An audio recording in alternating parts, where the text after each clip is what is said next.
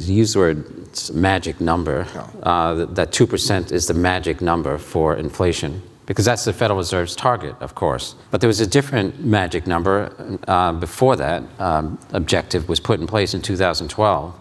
It was Ben Bernanke, who's an advisor to PIMCO, who we have the privilege of talking to in the investment committee regularly. He put in place this target of 2% in 2012. But it was before that, price stability was defined differently with words.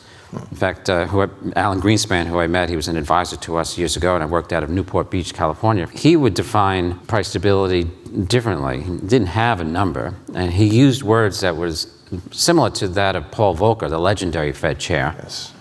Both of them, you can Google it, said that price stability occurs when price changes cease to influence household and business decision-making. And Philip, in the way you just showed the GDP figures, that seems to be the case. It does seem that the Fed then has attained price stability in the old definition of it.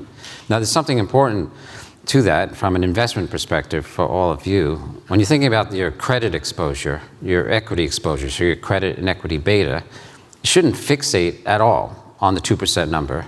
For reasons we'll talk about, Philip, we may not get to 2% or stay there for very long, but we could easily stay in this zone of what we like to call 2 point something, and it's 2.6 currently for the Fed's target figure.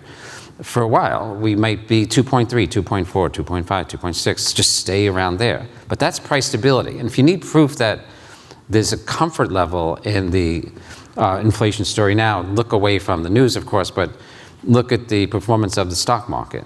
It's performed exceedingly well in the past year, giant gains, even though there's been failure, you could say, to reach the 2% objective. So from here forward, I would suggest to all of you to focus away from the 2% number, to think about whether we've achieved price stability in the Greenspan-Volcker way of thinking about it, because clearly we have.